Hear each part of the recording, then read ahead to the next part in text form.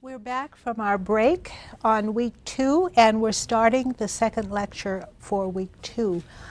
We just heard John Lienhardt give a wonderful lecture on medieval technology, engines of medieval change. He talked about the stirrup and the rise of horsepower. He talked about the heavy plow, which you can see. Here is a picture, an actual picture of a medieval plow and what it looked like. As you can see, the peasants with their plow. He also talked about water mills and windmills, which are really the power, the engines that powered the medieval economy. These are the producing elements. And so he talked about how medieval millwrights used them for grinding grain and sawing wood and fulling cloth and processing leather and processing paper. And so this is where the prosperity came from. These are the engines that produced the power that built the economy of the Middle Ages. And later on we'll have a lecture on economy. Here are two actual medieval water wheels, drawings of them, and here of course is the windmill, which he showed us had even more horsepower than the water wheels did.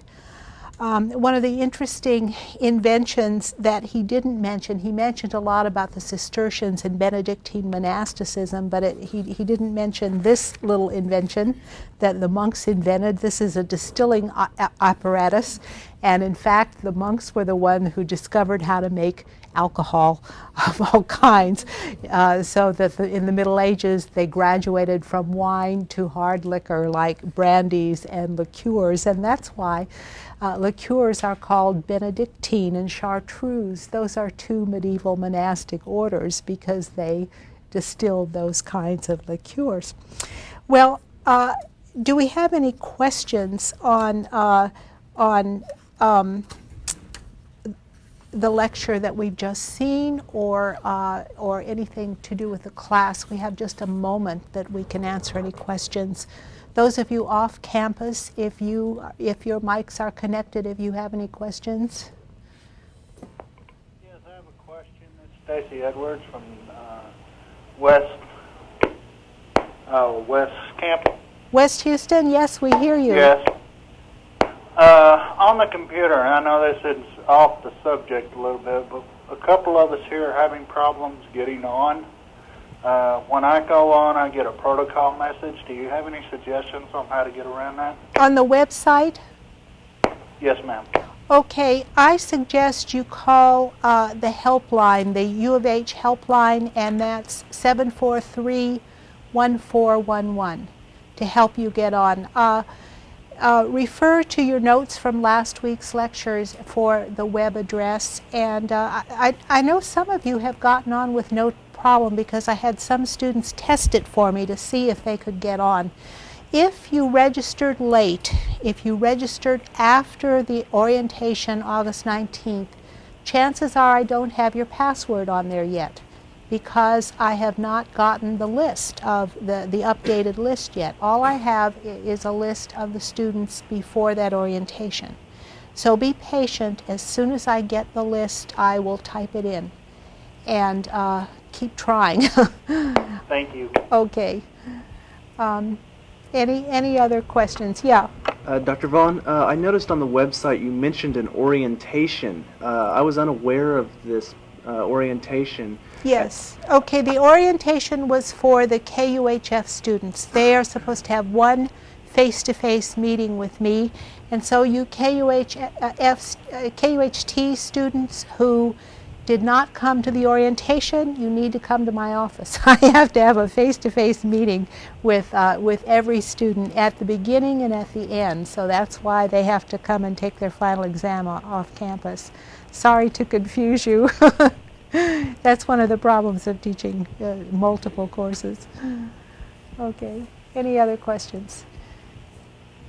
Okay, any questions on the Lienhardt lecture? You know, one of the things that struck me was that he made a very big deal of the stirrup and how important the stirrup and horsepower was. And yet, those of you who have read Jean Gimpel on the medieval machine, I would say Jean Gimpel regards the watermill and the windmill as far more important than the stirrup. So that's a question for you to ponder as you write your papers. There is a ready-made question for you. Which one was more important? And remember, in your papers, you are to ask questions, not to answer them. So I'll tell you more next week about the papers, and I'll give you more of an outline next week on the papers. But right now, we'd better get on with our lecture for tonight, and we're very lucky to have a guest lecturer for the course. Well, the whole course is guest lecturers, but another very fine guest lecturer. Now we turn to the personalities preceding the medieval Renaissance. Who were the people who developed and used the stirrup, the heavy plow, and the watermill? What kind of a society did they have? And what were they like? And who were their leaders? How were they organized? What did they do and think about? In examining the people who began this great economic and technological and cultural rise of Europe, we're going to begin with the Germanic peoples of Gaul. And we're going to have as our guest speaker tonight Dr. Michael Moore from the Honors College, and he is the Carolyn Grant Fay Postdoctoral Teaching Fellow in the Honors College. He received his PhD at the University of Michigan, and he came here from Wellesley College, where he taught for several years. And during the summer, he was the Mellon Fellow at the Library of Congress, yes, where he was working on the subject of medieval demons. So I'm trying to talk him into teaching a class on demons, which would be very nice. But in the meanwhile, he's going to be teaching a class on the age of Charlemagne. So be on the lookout for that class. You'll really enjoy it. Dr. Moore is going to speak to us today on figures of the early Middle Ages.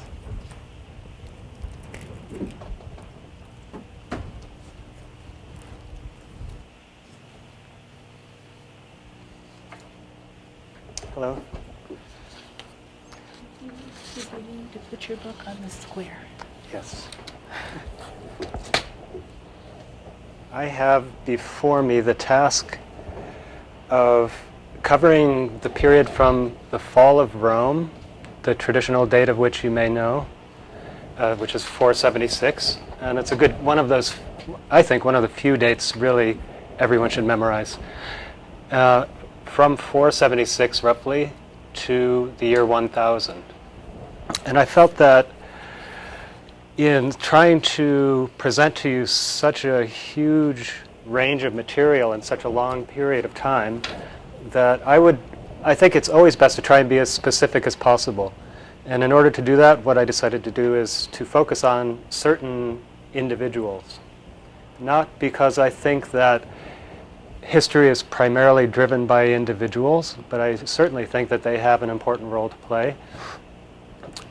Mainly so that I can present these people as characteristic lives, or let's say lives that were possible to be lived in the various periods of time that I'll be covering.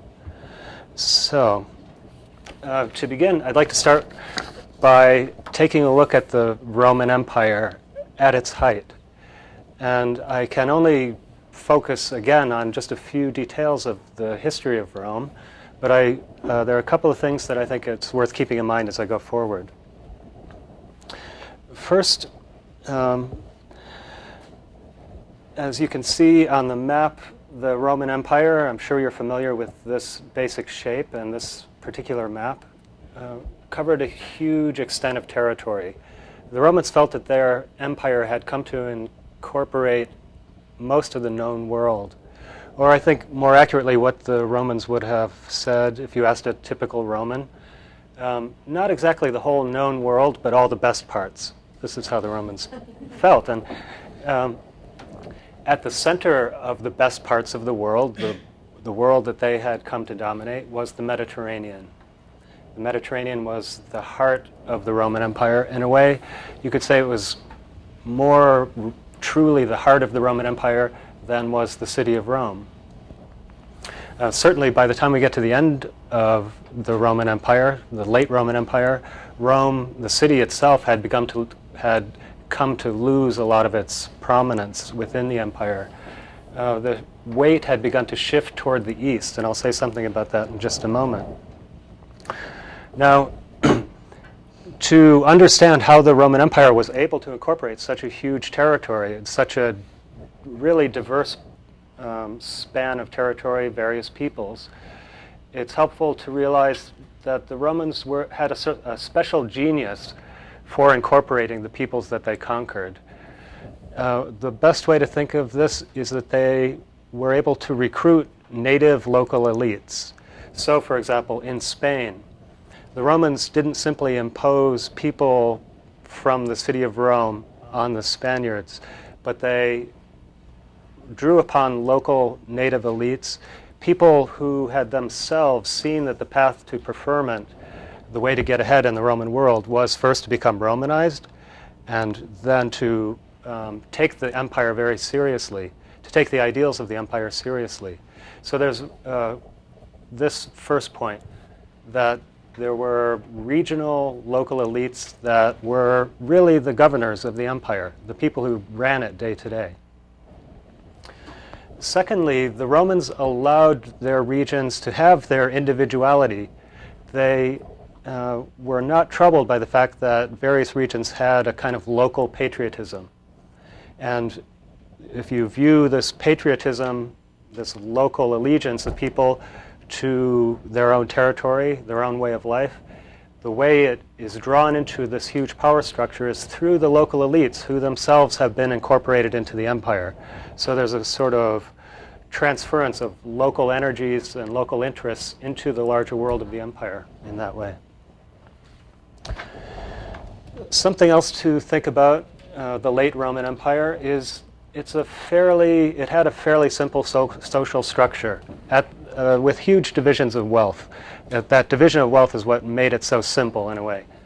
At the top you had a fairly small group of people, some of them of the senatorial families whose origins often went very far back into Roman history. And just below them were other types of nobles, also high-level aristocrats, still extremely wealthy. Then a fairly small, very modest middle class. And at the bottom were the masses of people. The Romans used slaves and tended to do their farming on very large estates. So a senator, for example, would be someone making really titanic incomes each year. He would have not just one farm, but he would have many farms, all of them very big, and set out in such a way that they could be farmed in large teams of people, that is to say the slaves, working together in large teams. I'd also like to say just a word about the Imperial Ideology moving, that is to say, right up to the top of Roman society. Romans, by the late empire, had an emperor. They had had an emperor for quite some time. And the way that they thought about this emperor was that he represented a higher form of social life. The emperor represented the sophistication of Rome, the better education, the loftier culture of Rome. In contrast to that, the Romans looked around them and they saw other peoples had kings instead. The Romans thought of these kings as being inferior, a mark of a lower state of culture, something that they had surpassed early in their culture. And if you think back to whatever you may remember about Roman history, the Romans first had, way back in their history, had kings. They had rebelled against them, set up the Republic. The Republic gradually was transformed into the empire. And in the progress of that history, the Romans saw their mounting sophistication. And this was part of what explained to them why they were the rulers of the world. Now, part of this general feeling that the Romans had about their sophistication, it shows up in their attitude toward the peoples on the outsides of the empire. They, as I say, felt that they dominated the best parts of the world. But they were in constant contact with the peoples along their borders. Today, I'm just going to focus on the Germans, the Germanic peoples, that is to say, more specifically, people who spoke languages in the Germanic language group. In other words, not to be identified with the modern-day Germans. necessarily. Now, Rome's empire stopped at that point where they ran into these German-speaking peoples, and they were never able to conquer them. They, in the end, settled on just trying to keep them at bay. What they thought about Germany, this land beyond their borders, was that it was a place where there were these tribes, barbarian tribes, at a very low stage of culture. They had kings, like all barbarians did. They lived in a terrible part of the world from the Roman perspective. It was dark. It was forested. You couldn't farm. Germany had nothing that Romans really thought necessary to a happy life. Didn't have olives. You couldn't grow wine very easily, although the Germans tried, the Romans tried very hard to grow wine in that part of the world. Now, one last point about the empire at its height, and I wonder if I could have you look at the map again. Rome, I hope you can identify Italy in the center of this map, had conquered in each direction around itself, around the Mediterranean. And in the east, it managed to conquer some of the oldest and most sophisticated cultures that it was in contact with. First, ancient Greece, then the regions of the ancient Near Eastern empires, Egypt.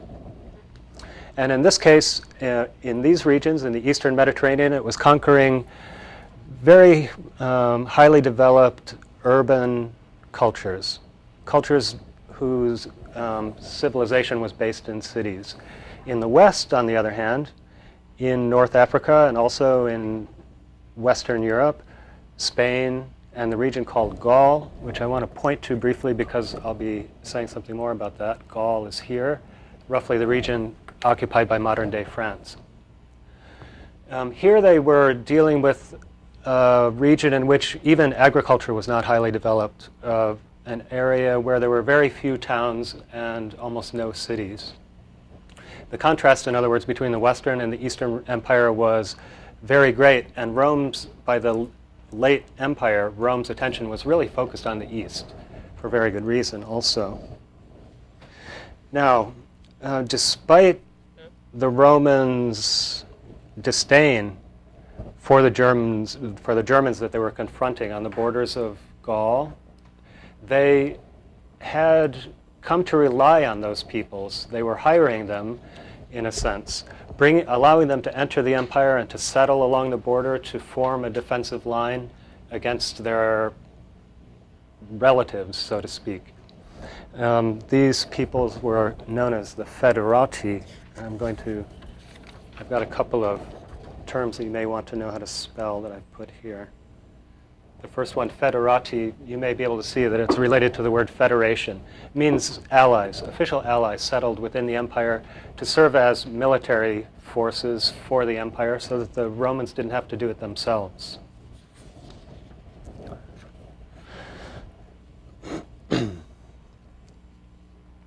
Now, you may have heard about the story of the gradual conversion of this empire to Christianity. This is something that is associated with another date, perhaps another of these rare dates that you ought to remember, which is the traditional date for the conversion of the Emperor Constantine in 314. Now, from that point onward, Christianity made really exceptional progress, with some fits and starts, until most specifically, the upper classes of the Roman Empire had all been converted to Christianity. Now, Christianity, from its inception, was also an urban religion, just as Rome was an urban-based empire. And what that meant is that the Eastern Empire, naturally enough, was the most intensively Christianized portion of the empire. Christianity had made much less headway in the western portions of the empire, including Gaul, which is what I'm really going to focus on. Starting from now, from this point in the lecture. Christianity was organized at this point under bishops. Bishops are religious figures who view their religious role as having descended directly from Christ and who were seen as the rulers of the church. A bishop is always installed in a city and is thought of primarily, again, as an urban figure. So these Christian communities were always centered in cities and guided and directed by their bishops. There were a lot more bishops in the East. The famous councils that you may have heard of, like the Council of Nicaea and so forth, these all took place in the East, and they gathered hundreds of bishops, whereas the councils of bishops that were held in the western portion of the empire, usually they get maybe 30 people to show up. Sometimes they would write letters complaining about how difficult it was to arrive because there are no roads, the roads were in terrible shape, it was raining, there are invasions, and all kinds of things which kept Christianity from having much less progress in the Western Empire. These bishops I'm going to return to because I think they're very important figures in the story I want to tell you. Now, let me turn very quickly to get to the end of this portion of the lecture because I want to just say a few words about how this empire came to its end and then move into the early Middle Ages.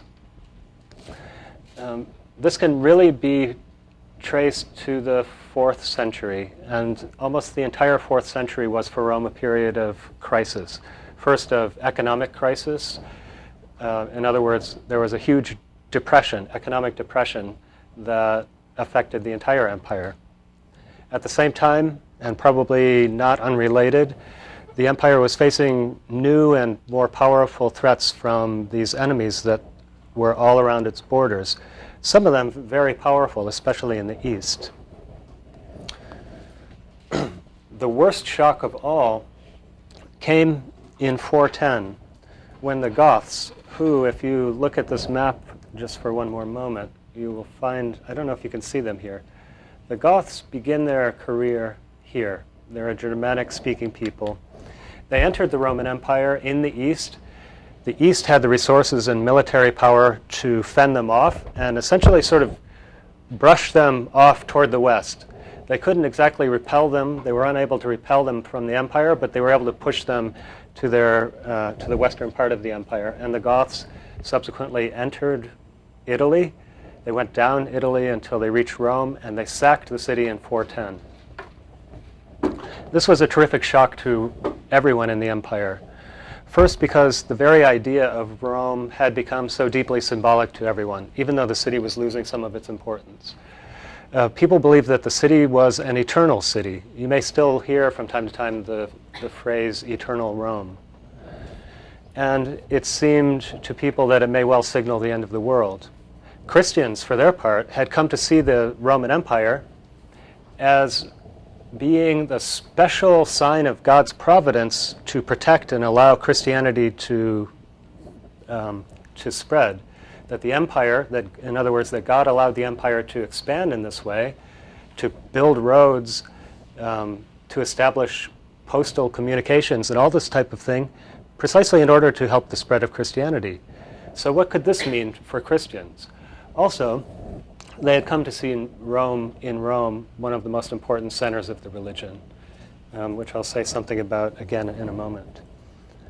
Now this was a shock, and some Christian thinkers really took it as a shock. St. Jerome, for example, wrote really dire predictions that what he and other Christians were seeing was in fact the end of the world, as predicted in the book of Revelations.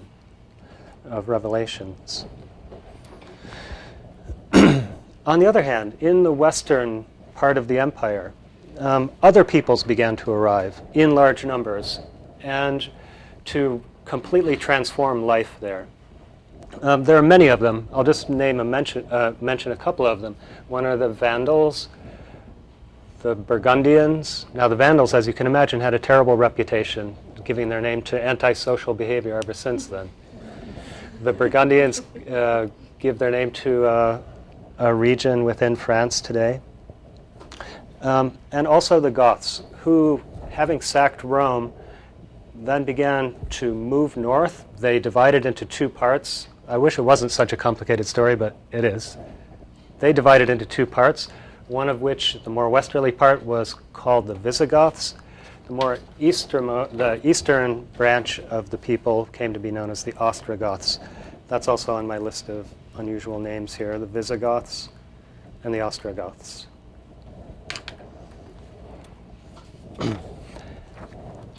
The Goths had been converted to Christianity before they entered the empire. And unfortunately, from the view of most Christians within the empire, they had been converted to a heresy, which is known as Arianism. Now, I'm not going to go into that in any detail, but just to say that this different type of Christianity quickly became part of the German identity, of Gothic identity. It's what set them apart from these people that they had invaded and conquered. And they were in no special hurry to convert to Catholic Christianity or Orthodox Christianity as represented in Rome. The Visigoths, the western branch of this people, set up a kingdom based in the city of Toulouse. And it's there that we will find the first figure that I want to talk about, someone named Sidonius Apollinaris. And let me put his name up for you, and his dates are on here as well. The first figure that I would like to talk about, Sidonius Apollinaris.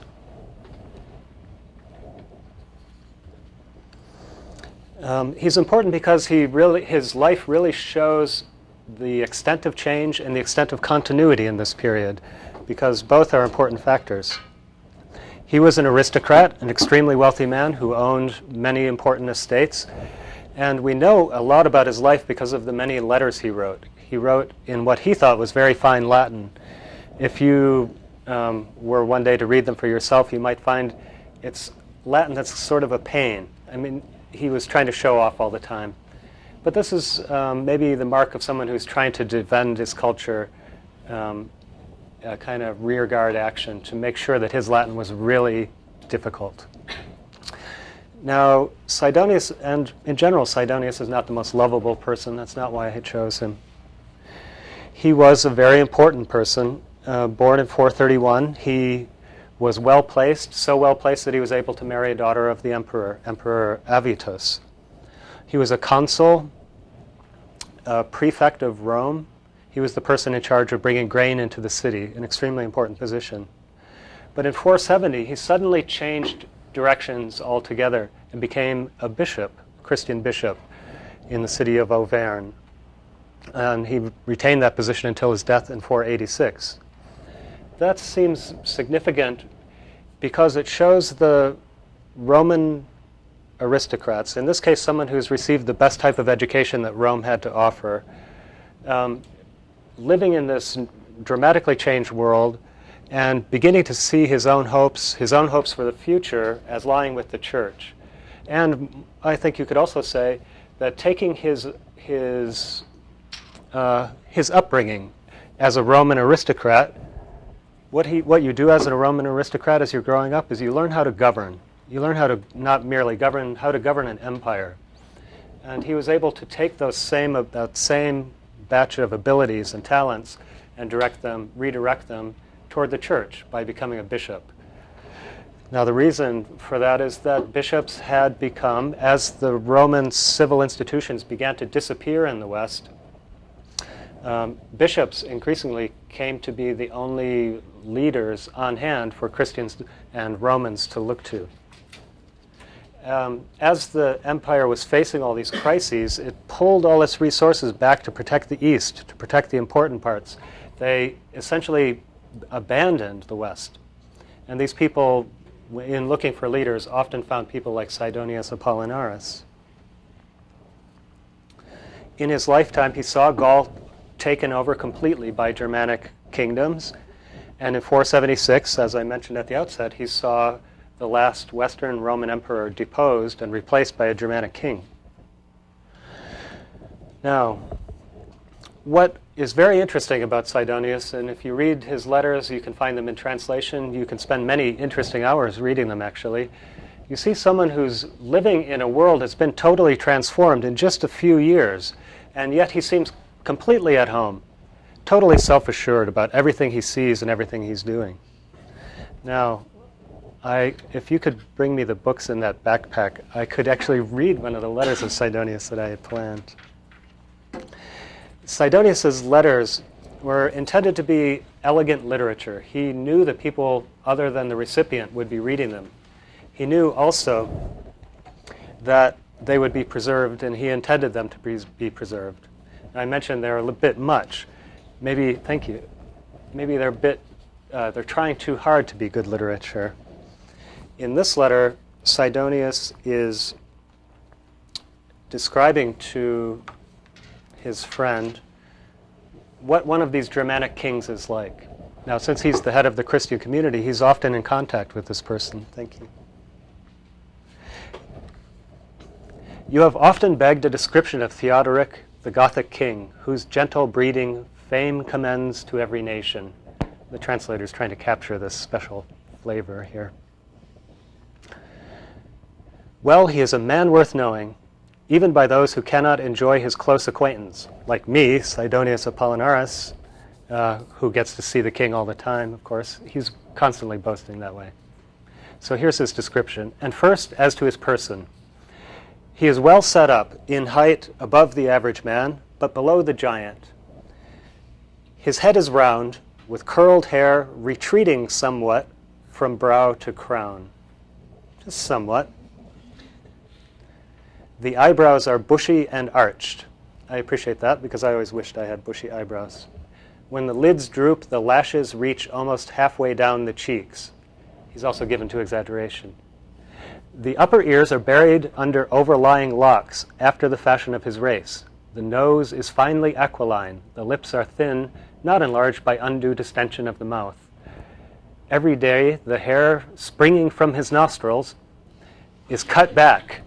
That on the face springs thick from the hollow of the temples, but the razor has not yet come upon his cheek, and his barber is assiduous in eradicating the rich growth on the lower part of the face. It's a bit complicated, this architecture, but I think he's got a big beard here, but it's cut off like so.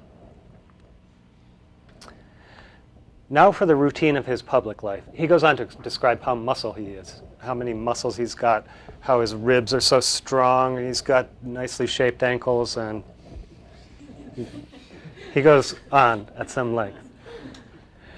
Now for the routine of his public life. Before daybreak, he goes with a very small suite to attend the service of his priests. His priests, that is to say, he's an Arian Christian, a heretic. Sidonius is Catholic. He prays with assiduity, but, if I may speak in confidence, one may suspect more of habit than conviction in this piety. Administrative duties of the kingdom take up the rest of the morning. Armed nobles stand about the royal seat. The massive guards, in their garb of skins, are admitted that they may be within call, but kept at the threshold for quiet's sake. In other words, we're talking about barbarian warriors, and Sidonius wants to make that very clear, what type of person we have to deal with. His description is meant to be contrasted not only with the educated Sidonius himself, not only in terms of religion, but also in terms of material culture. Sidonius knows that he and his recipient are both dressed in fine silk robes, not skins. And also, I think, Sidonius intends his listener, the reader of the letter, to contemplate the changed face of power in this part of the world. With the disappearance of Roman institutions, Roman civic life, we now have this type of person. And the best you can do is describe him the way you would describe an athlete. He's got primarily physical qualities that you can admire. And he's in the position he's in because he could kill you very easily.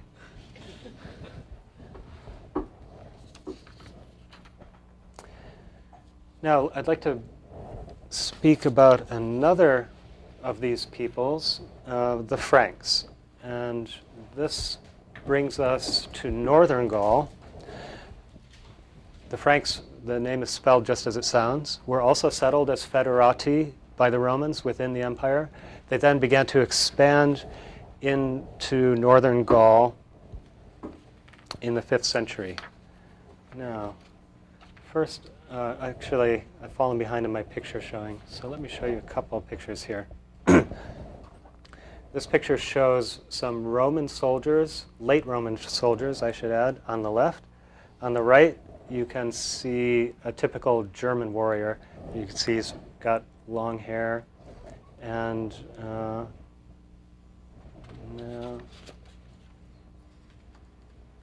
this is Europe in the time of Theodoric.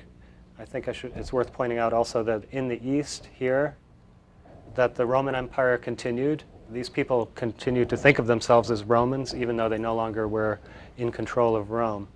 In the west, the yellow portion here had entirely been overtaken by Germanic peoples that the Romans thought of as barbarians. And there's a historians' convention. We also call them barbarians. So we're talking about the barbarian kingdoms now. And the Franks are one of these.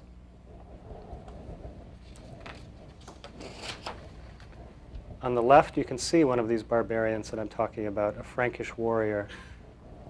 Now, I want to say just a couple of things about Frankish society. This people had begun as a kind of loose federation of various peoples. They seem to have formed into this larger body, the Franks, specifically for the purpose of invading Rome. A sort of project they had. They formed an identity, and an identity that they began to work out in the process of invading the Roman Empire. They also developed kingship in the same period. In other words, and in fact this is true of many of the peoples that came into Western Europe in this time, they were not fully fledged, fully formed identities that came out of some place, went swooping around the continent and invaded. It was much more slow-moving process, practically like a migration, in which peoples were forming their identities at the border of the empire and forming them even further as they entered the empire. And that's certainly true of the Franks. They established over themselves a certain family to provide them with kings, and they had many kings. Typically, they had many kings. These were the long-haired kings, as they're often called, the Merovingians. Now, the kings of the Franks were the only ones in that society that were allowed to have their hair really long. You could only have your hair sort of long otherwise. And the Merovingians is the second word here for that royal family. Now, they had a way of dividing property upon the death of a ruler that caused these kingdoms to be constantly splitting apart. Inheritances were divided equally, and every son expected to get a part of the kingdom. And that's what happened, and this explains why they had so many kings at all times. On the other hand, keeping the king population down was the immediate aftermath, which is that each king tried to kill the other ones. So what this would often mean is that you had kings and their kingdoms rapidly expanding in prestige and power and suddenly disappearing, shrinking and disappearing. Sometimes growing large, suddenly being divided into many parts. And this is something that characterizes most of Frankish history in the period that takes its name from these kings, the Merovingian period, which goes from roughly 450 to 750. Now, we learn a lot more about these early Frankish kings because of an archaeological discovery that was made in the 17th century. In 1653, the grave mound of a Frankish king was unearthed, the grave of King Childeric, who flourished about 450. I'm not sure if he made it onto my list here. Yes. You'll find him as the third name down, Childeric. Now, this name had already been known from historical sources, but it was very interesting and exciting for people to find more about them, about this person. He was a pagan. You could tell that. It was definitely a pagan burial. The body was laying in the grave with all kinds of grave goods to indicate the prestige and social status of this person. Christian burials were very simple. Archaeologists usually don't like Christian burials because there's nothing in them, just as there is hardly not today, usually. Now, in Childeric's grave, by contrast, he wanted to be presented in death, as he was in life, as a tremendous, the most important warrior. And warlike equipment is the main feature of the grave. Spears, swords. There's a sword which is inside its sheath that's all rusted away, but you can still see the sheath, which is all encrusted with garnets. There were traces of a robe when it was opened, according to the people who opened it. Given the time, they weren't unable to protect the cloth, which disintegrated before their eyes. It seems that this cloth was very fine purple cloth, and so on.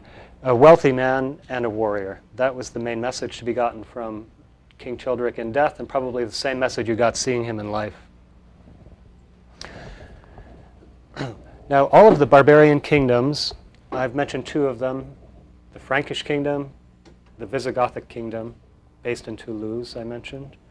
And there are several others, but I'm not going to mention them now. They had very similar and also fairly simple social structures. There was a king. Nearby the king, a group of his most important, his favorite warriors. A larger group of nobles existed around them, and below them were peasants, poor peasants, and slaves. The Franks continued to use slaves, and they continued to do their farming by and large in the same way that the Romans had. Now, something to be said about these peasants, though, the poor farmers, the everyday people. All of these people were, in a way, unlike Romans, totally unlike Roman society. They were all enfranchised. What do I mean by enfranchised? I mean that they were full participants in the social order.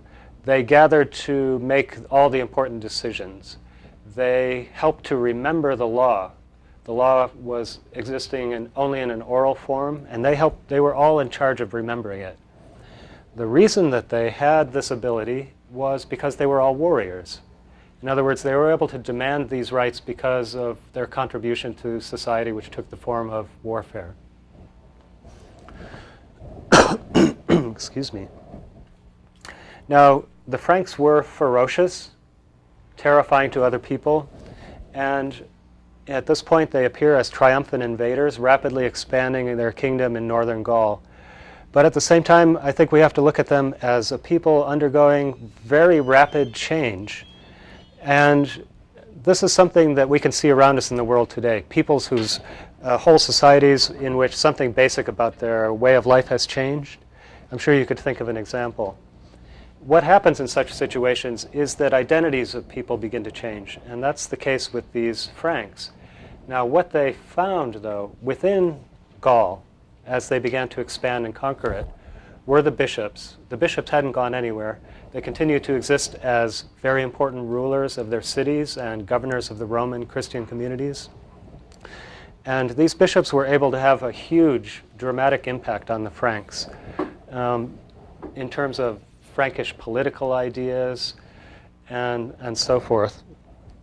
Something else, so another avenue along which the Roman and Christian culture that the Franks had conquered was able to influence their conquerors is along another religious avenue, which is monasticism. Now, monasticism had become a very important factor in Gaul with Saint Martin. He's an important monk, hermit, who lived in the 4th century and died in 397. And after him, monasticism became a very important force in Gaul. It took a typical form, sort of style, you could say. The Martin style of being a monk was to lead a very harsh existence, to go barefooted, to eat very little. It's a model of ascetic life that really was drawn from looking back to the monks of the Egyptian desert. Perhaps you've heard or know something about them.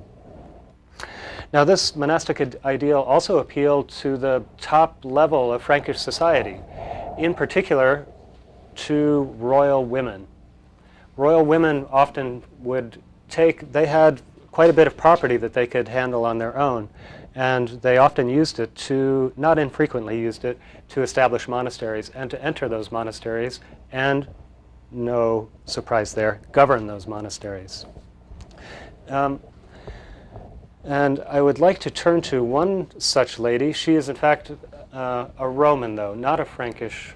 This is a slightly different case. I want to now talk about the second of my figures, which is the woman Genovefa. I'm sorry, she's already on the list here. The second, Genovefa. Genovefa, who is associated with the city of Paris. She's still considered to be the patron saint of Paris. Genovefa came from a wealthy Roman family in northern Gaul near Paris, just in the period when it was being overrun by the Franks. She's a contemporary of Cydonia Apollinaris, and she's another characteristic figure of this period of history. She confronted Childeric, the Merovingian king of the Franks, whose grave I mentioned earlier, when he was trying to conquer Paris. And a life was written of her. Now, I want to just go forward in these pictures here. There's a life of Genovefa, and it represents what became one of the major bodies of literature in the early Middle Ages, and it's a body of literature that only went on to gain an importance later in the Middle Ages. That's the lives of the saints. And you see here a couple of very typical representations of saints. Now, Genovefa I like very much. I think because the life that was written about her shows that the author not only thought of her as an important saint. The saints are often heroic figures battling paganism, knocking over pagan temples and so forth. Genovefa clearly is intended to be is thought of as being one of the most adorable people also. A series of stories about her is introduced in this way. This is like the chapter heading. Gates and hearts open to her. Demons flee. And here's the first story. I cannot express the love and veneration that the illustrious Childeric bore her when he was king of the Franks. On one occasion, he went out of the city and ordered the gates closed so that Genovefa could not rescue some captives he meant to execute. It seems as though he's captured people in order to try and take the city of Paris. This is what the story is about. But a faithful messenger conveyed news of the king's intentions to Genovefa, and without delay she set off to save their lives. The people's amazement was wonderful to see when the city gate opened by itself when she touched it without a key. Then, gaining the king's presence, she persuaded him not to behead the captives. This is something else that you might see often in the Middle Ages, is women playing this role of peacemaker. Now, I have one other story of Genovefa I'd like to read to you. 3 men came to her whose wives were at home vexed secretly with demons, begging that she would cleanse them of the most evil spirits by a visit. And being most kind, she followed them. She entered into each of the matrons' houses with a prayer and blessed them and anointed them with oil, cleansing them of their troublesome demons. Now, Genovefa is a religious figure, and she's got this religious authority as a woman simply because of these qualities of hers. A wealthy aristocrat, too, though, she had some of the same qualities of Cydonia Apollinaris, that is, an ability to rule, ability to negotiate with kings, and I think she's an interesting parallel in a similar situation, but a very different personality.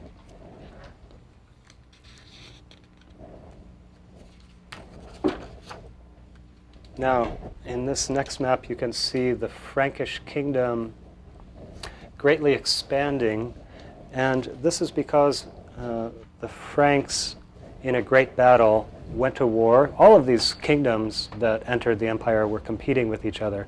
The Franks managed to expand over this entire territory of Gaul and to force the Visigoths out of it, so that the Visigothic kingdom was then restricted to Spain.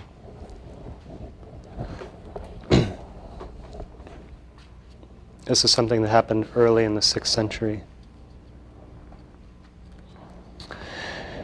Unlike the Visigoths, the Franks very soon converted, I think in part because of the influence of people like Genoveffa, to Catholic Christianity. There's also this impact of the bishops that I mentioned earlier that brought this about. Now I would like to move on to my third figure, which is Pope Gregory the Great.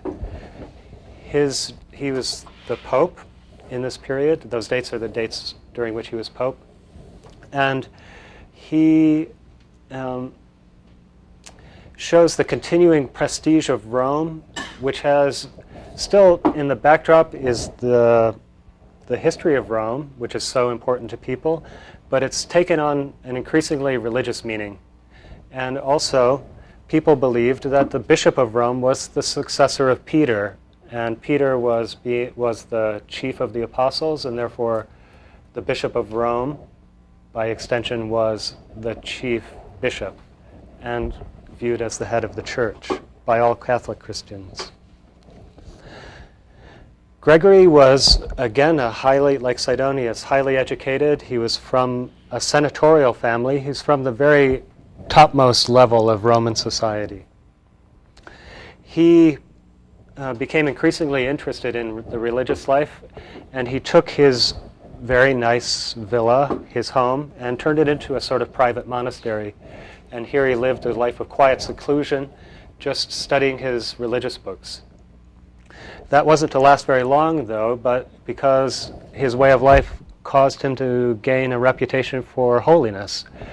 And when the previous pope died, the Roman people, by popular acclamation, chose him to be their pope. He was then taken from this life of quiet seclusion that he loved so much and caught up in a real whirlwind of activity, being at the head of a very complicated institution.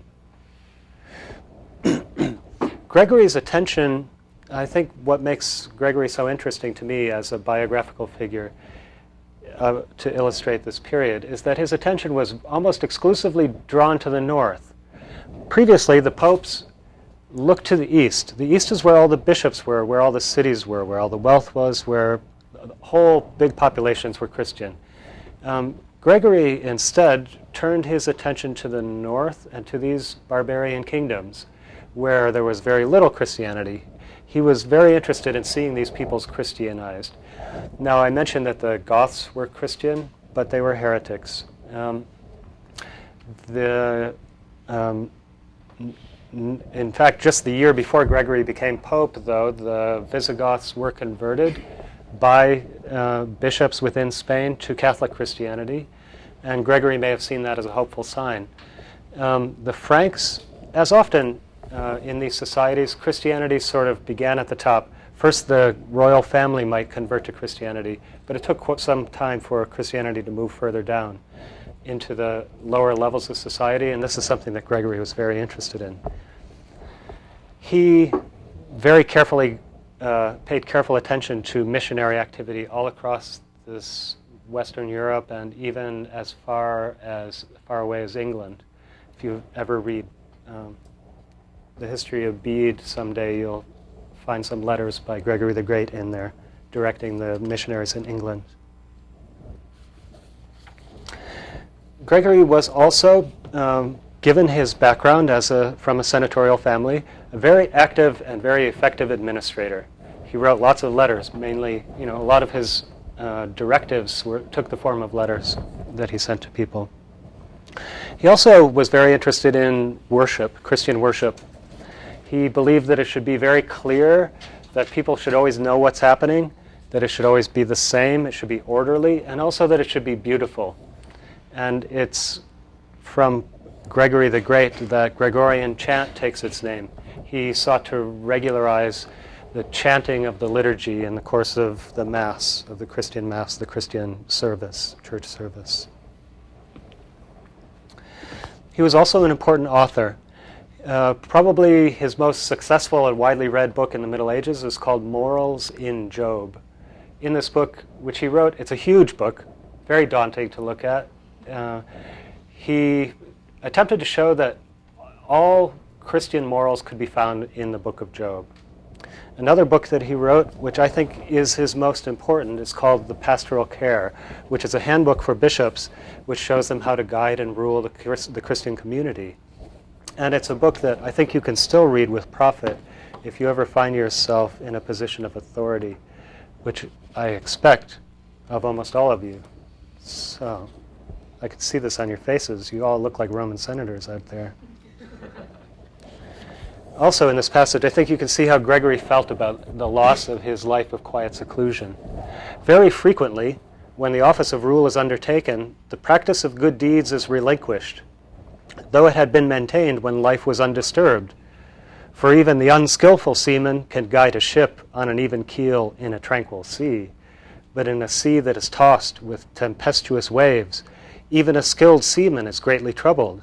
And indeed, what else is power in the post of superiority but a tempest of the mind, wherein the ship of the heart is ever shaken by hurricanes of thought, is ceaselessly driven to and fro by sudden excesses of words and deeds, it founders on confronting rocks. He's talking about the dangers confronted by rulers, and he is clearly something he felt very strongly. Now, I have to start making some leaps, I'm afraid, just because of the figures that I chose, and I didn't want to choose too many of them. But I'd like to move on to our fourth figure, and in doing so, taking a little bit of a leap across a period of Frankish history. Okay.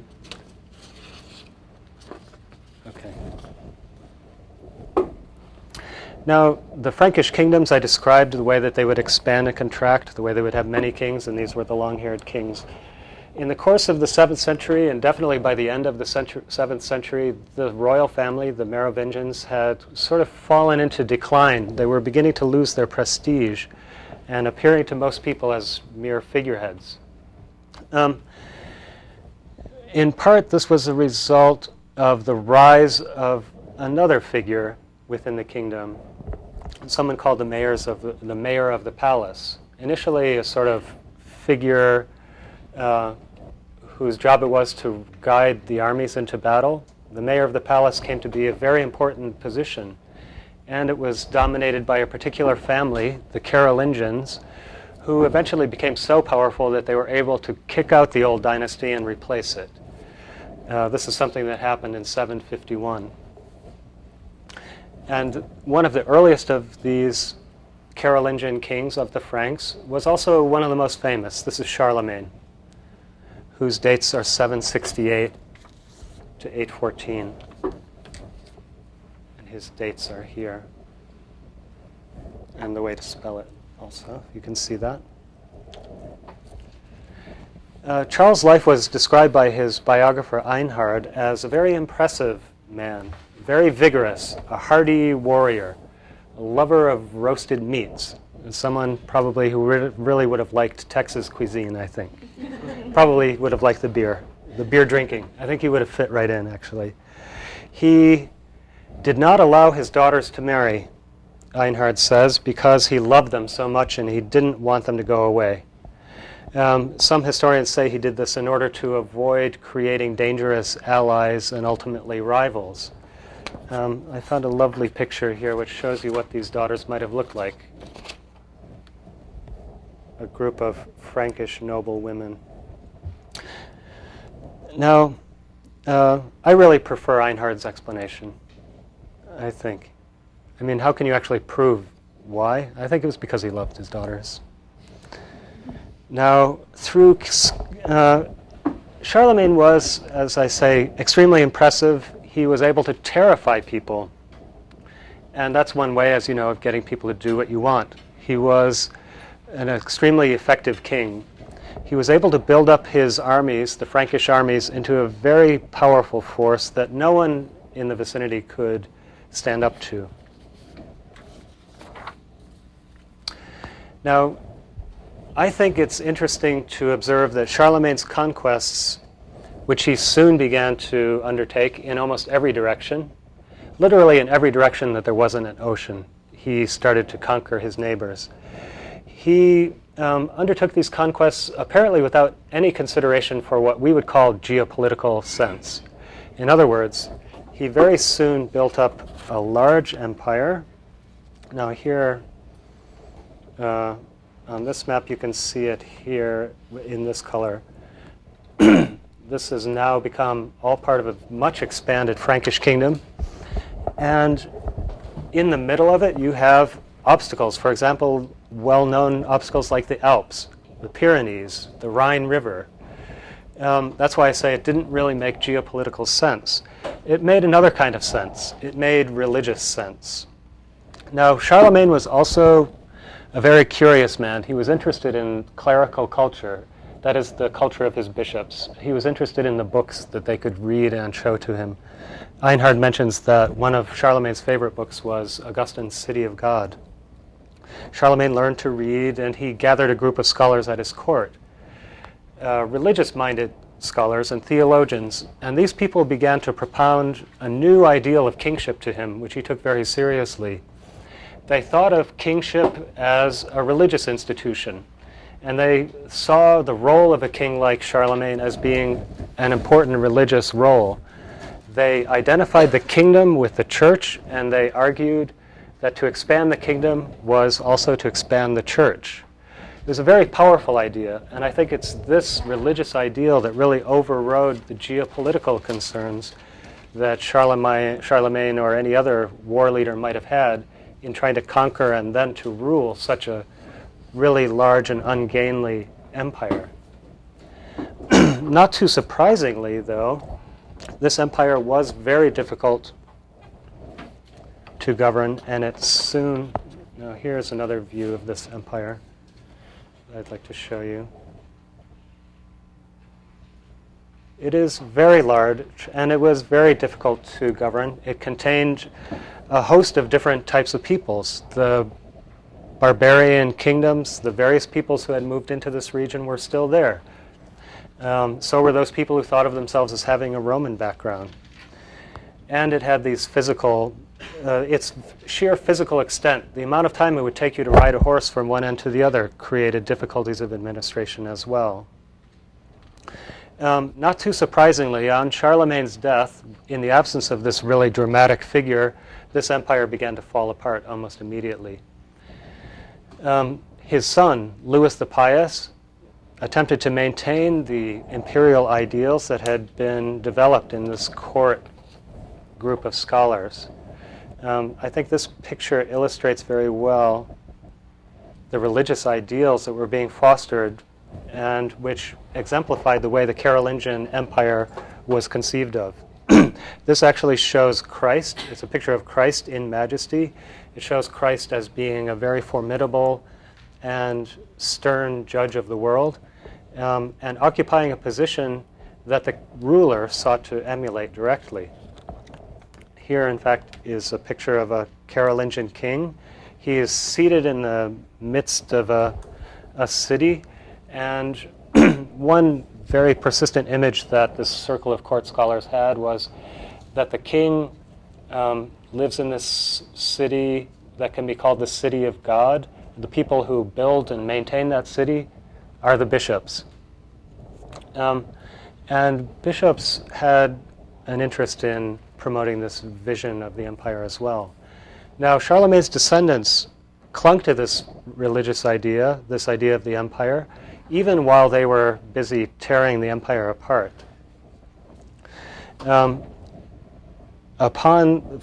A series of rebellions began in the lifetime of Louis the Pious, the son of Charlemagne. He began to rule in 814. And, excuse me, he attempted to solve this, for example, by taking Bernard, having him who set up a rebellion in Italy. He had Bernard arrested, had his eyes gouged out, and Bernard shortly died of these wounds. Now, the sons of Louis the Pious felt that the king was being harsh and sinful, not too surprisingly, that the ideals of the empire were not being maintained, and they, a little bit contradictorily, began a civil war in an effort to solve this problem. Now, to everyone who was sort of captivated by this Carolingian ideal, the sight of civil war within the Frankish kingdom, involving wars that pitted brother against brother, son against father, Christian against Christian, seemed like a complete overturning of the entire ideal of the Carolingian Empire. And indeed, things began to change in this part of the world very rapidly and dramatically. In the succeeding century, let me just first show you the result of these civil wars. The three sons of Louis the Pious, in the end, upon the death of Louis, divided the Carolingian Empire into three parts, and further division would follow. In the course of the 10th century, the Carolingian family itself began to lose prominence, and a couple of other interesting things began to happen. Like the old Roman Empire, this empire began to receive pressure from outside, from peoples on the outside. In the east, Slavic-speaking peoples, the Magyars, for example. From the north, Vikings began to show up and maraud along the coast. In order to solve this problem, the Carolingians began to put defense in the hands of local officials, local nobles. The very rapid result of which was to create very powerful local men who were able to resist any higher authority. One of these families that began to set up a little fiefdom in northern Gaul in the vicinity of Paris was Hugh Capet. And his royal line, he managed to set himself up as a king in place of the Capetians, is someone that this line, the Capetians, are people that you'll be hearing a lot about, I'm sure. It's something that begins in 987. Power was seized at the local level almost everywhere inside the boundaries of the former Carolingian Empire. Now, during the period of civil wars within the Carolingian Empire, the people who really gained the most were the nobles and the warriors who followed them. The Carolingian family, as I said, was in a period of steep decline as all of this disruption took place.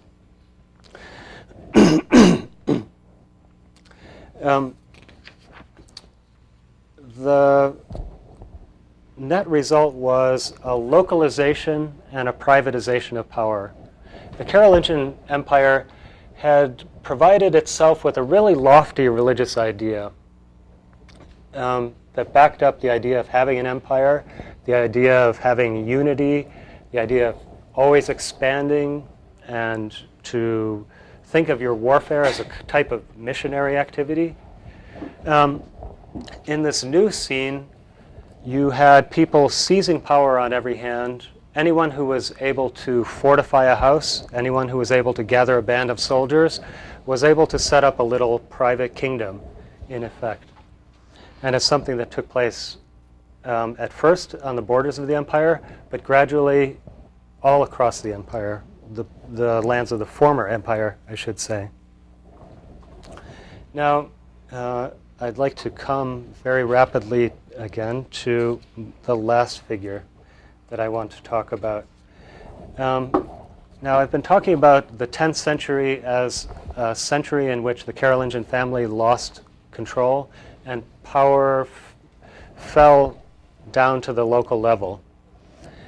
There are a couple of effects of that. One is that the old social model that had in part been inherited from the Roman Empire, that had been promoted within the Carolingian Empire, no longer seemed to make sense or to describe a society that was being rapidly transformed. The most important bonds that were being formed in this new world were not governmental bonds, bonds between a local official and a king whose orders he follows, but very direct face-to-face ties between one person and another. One lord who had a castle, for example, who would make a very specific bond with a warrior to follow him into battle. It was a very personal bond. It was often a bond that was sealed in an official ceremony, sealed with a kiss. just like a marriage. In fact, it was thought to be a type of marriage, joining a lord to his warriors. Now, these people are really new characters on the scene, the knights, these warriors. Fighting men had always existed, but their appearance as a new and powerful class is something brand new. And it's this type of change that really forced people to re-examine their older social models. They began to think of their society in a very flexible way as being composed of three groups of people: those who pray, those who fight, and those who work. Have you ever heard of this model? Those who pray, that is to say the bishops and monks. Those who fight, that is to say the kings, nobles, and the knights. Those who work, those are the serfs. Now, I'm afraid this is such a complicated story, but I would just mention that in this new world, something else was changing, which is the nature of the economy. The old Roman-style farming of large estates by slaves was being replaced by smaller, more intensively farmed units of land governed by these smaller lords, by people who were also bound in these kind of face-to-face relations with their lord, and who were also bound to work on the land. I'm sure you're familiar with this idea of serfdom. You would say, in looking at the life of a serf, that it was really similar and not much more happy than the life of a slave, but it's a different entity. It has a different legal form and a different social meaning as well.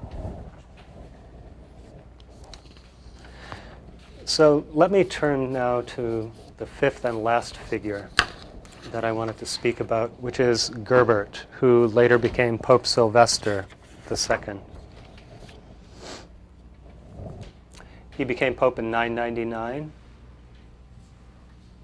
and he died in the year 1003. I've described this period as being one primarily of division and downfall, but there were also people were also looking for something to replace the Carolingian Empire in a way. In fact, in many ways, all eyes were turned back to the Carolingian Empire as its old golden age, a former golden age that they would like to see revived again. In Germany, the kings of Germany sought to revive the Carolingian Empire. It's an entity that is known as the Holy Roman Empire, and it was the German emperors who attempted to reform the church and to establish larger scale unities within the church as well. One thing that they did was attempt to reform the papacy. The German emperors had gotten hold of the ability to name people to the papacy, and with Gerbert, they sought to choose someone who would reform the church. But they found Gerbert to be a bit of a troublesome figure. Gerbert was a highly educated man. He was director of the school in Reims. This is spelled so. I'm sure you've seen it, but perhaps you've never heard it spoken quite this way. Reims. He became Archbishop of this city and was later chosen to be the Bishop of Rome, that is to say, the Pope. A very high-minded man, very educated. He was interested in astronomy and mathematics. He, in fact, traveled to Muslim Spain to study mathematics. And he had a very lofty view of the role of the Pope. As he put it, God made all mankind subject to priests. All, that is to say, no prince is excepted. Now, he was speaking in this case to the French king, and the German emperor may have made Gerbert Pope precisely in order to bother the French king, actually. By the year 1000, regional princes looked back to Charlemagne and they tried to imitate him. But Gerbert could make little headway with his lofty ideas about the church and his ideas of reform. Some people admired his learning, but others mistrusted it as being foreign and, in fact, accused him of being a magician. Um, he got himself involved in every case of a royal succession. He loved intrigue, and I think one of the most important things to remember about Gerbert is that with him, you see the Pope beginning to play a new role that is something that the popes never abandoned later in the Middle Ages, which is to act as one of the great powers of Europe, dealing in politics at the same level as the French king, as the German emperor. And although Gerbert wasn't able to put his reform ideas into action because of resistance at the local level, he had brought the papacy to this level at which such a reform could be undertaken later. And that story, I think, is one that you'll hear later in the course. I think I've run out of time, and so I think I'll bring my remarks to an end now. Thank you very much. Thanks for your attention.